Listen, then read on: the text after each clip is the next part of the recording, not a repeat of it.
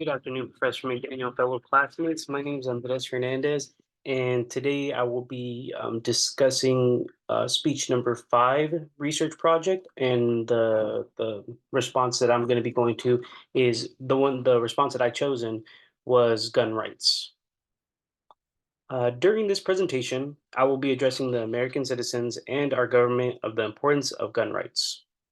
I will provide evidence, information, and stats that further support my perspective on this topic. To begin, I believe to understand where we are as a nation, we must understand how this nation came to be discovered and governed. I will touch on key points that can help understand everyone's perspective, but ultimately support mine to keep our gun rights, helping us further understand the freedom we have and what a privilege it is. To conclude, we may have the freedom to bear arms, but we don't have the freedom to abuse it.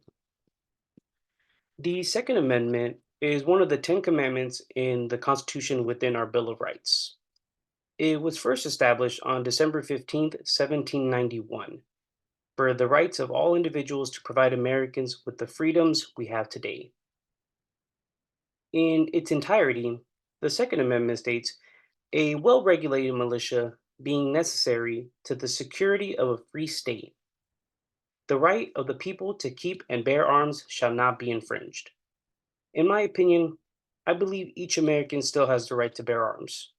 Furthermore, as of today, millions of Americans still practice the right to bear arms.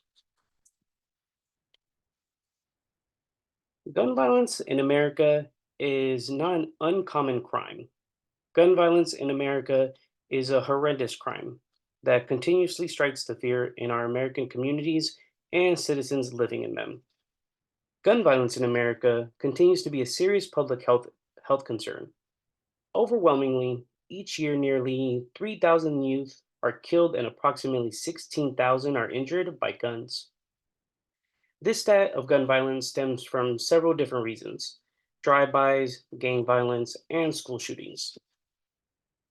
As gun violence continues to grow, in the wake of a school shooting, parents, pedestrians, policymakers, politicians, and the public search for the cause of the shooting. To this day, there has been no universal reason why the shooting is caused. To provide further evidence, mass shootings comprise a devastating proportion of deaths in the US.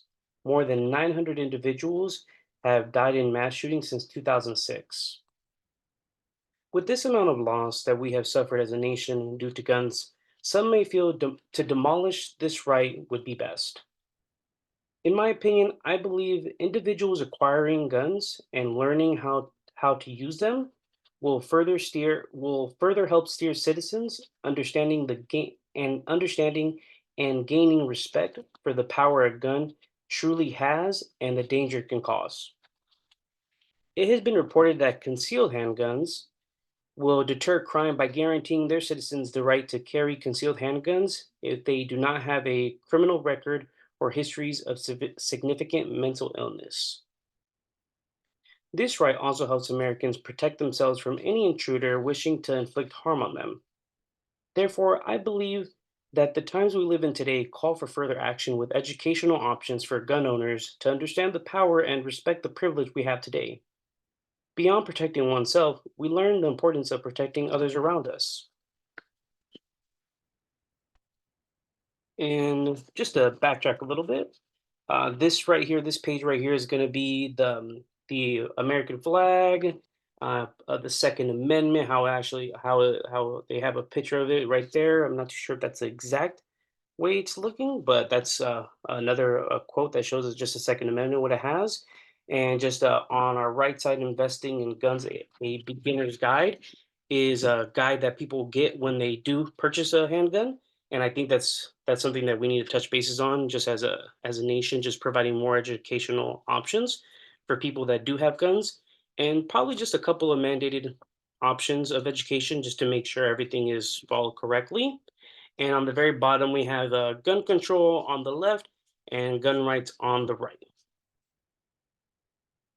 Secondly, the stats that I pulled up right here, just showing how 30,000 women, men, and children are killed in America every year by guns. stemming from mass shootings, gang violence, drive-bys, or possibly even gun accidents. But also on the right side, it shows the gun and non-gun homicide rates by country. And let me just minimize this part so you can see the full length of this side. As you can see, it has Australia, Belgium, Canada, France, Germany, Italy, Japan, Netherlands, Spain, Sweden, Switzerland, United Kingdom, and United States. So just right on the orange is just gun homicide compared to all these other ones. All right. Just to move forward, just in regards of gun safety and protection, this is just something that I pulled up right here. It just shows how to take the pledge and follow the four. It just shows and demonstrates how to use a handgun and just the proper steps, just the best way to maneuver using a handgun and just the proper safety protocols. And here on the left, you see a teacher instructor teaching them how to hold a gun and where to position themselves. But just to move forward. Typically, victims, such as women or the elderly, are most often much weaker than criminals that attack them. The reason is due to criminals typically aiming to people who they deem weaker or less of a threat. For this reason, I believe allowing concealed handguns will provide citizens with with even greater ability to defend themselves.